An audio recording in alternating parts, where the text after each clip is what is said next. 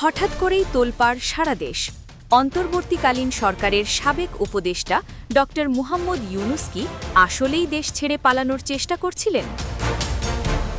তাকে এবং তার উপদেষ্টাদের দেশত্যাগে নিষেধাজ্ঞা চেয়ে কেন হঠাৎ হাইকোর্টের রিট দায়ের করা হলো?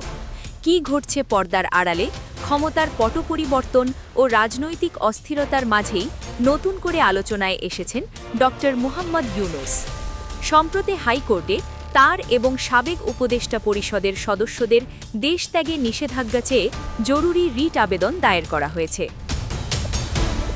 সুপ্রিম কোর্টের আইনজীবীদের পক্ষ থেকে এই রিট দায়ের করে দাবি করা হয়, অন্তর্বর্তীকালীন সরকারের আমলের বিভিন্ন সিদ্ধান্ত, রাষ্ট্রীয় সম্পদের অপব্যবহার এবং দেশের ভাবমূর্তি ক্ষুণ্ণের মতো গুরুতর অভিযোগগুলোর সুষ্ঠু তদন্ত শেষ না হওয়া পর্যন্ত ডক্টর ইউনুস কিংবা তার কোনো উপদেষ্টা যাতে দেশ ছাড়তে না পারেন তা নিশ্চিত করতে হবে। জুলাই আন্দোলনের মাস্টারমাইন্ড এবং অন্তর্বর্তী সরকারের সাবেক উপদেষ্টা মাহফুজ আলমের একটি রহস্যময় ফেসবুক পোস্ট নিয়ে এখন পুরো নেট দুনিয়ায় তোলপাড়। তিনি সরাসরি লিখেছেন তিনি নাকি প্রথম বলির পাঠা বা টার্গেট হতে যাচ্ছেন। কিন্তু প্রশ্ন হল, কাকে বাঁচাতে বা কাদের স্বার্থে মাহফুজ আলমকে বলির পাঠা বানানো হচ্ছে? ডক্টর ইউনুস কিংবা সরকারের শক্তিশালী অংশকে রক্ষা করতেই কি পর্দার আড়ালে বড় কোনো মাস্টার প্ল্যান চলছে? সম্প্রতি নিজের ভেরিফাইড ফেসবুক অ্যাকাউন্টে একটি ইংরেজি পোস্টের মাধ্যমে এই বিস্ফোরক মন্তব্য করেন মাহফুজ আলম।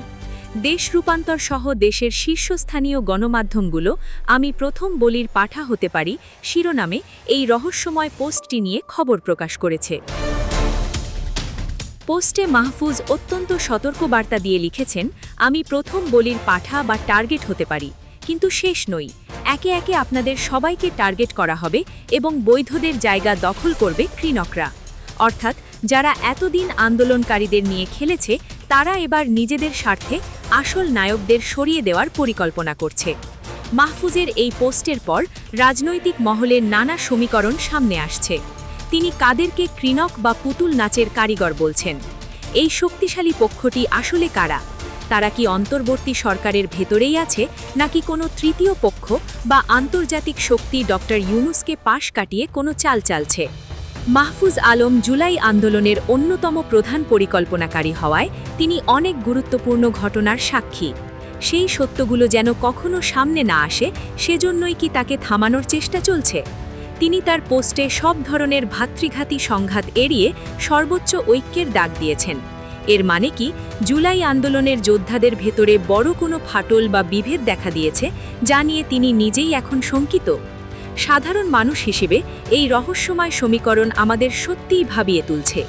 মাহফুজ আলমের এই বলির পাঠা হওয়ার আশঙ্কার পেছনে আসল রহস্যটা কী বলে আপনি মনে করেন? রাজসাক্ষী বানিয়ে কাউকে বাঁচানো, নাকি কাউকে ফাঁসানোর কোনো পুরনো খেলা আবার শুরু হলো? আপনার মূল্যবান মতামত অবশ্যই আমাদের কমেন্ট বক্সে লিখে জানান। ভিডিওটি ভালো লাগলে লাইক দিন এবং রাজনীতি ও সমসাময়িক খবরের নিয়মিত আপডেট পেতে আমাদের চ্যানেলটি সাবস্ক্রাইব করে রাখুন। ধন্যবাদ।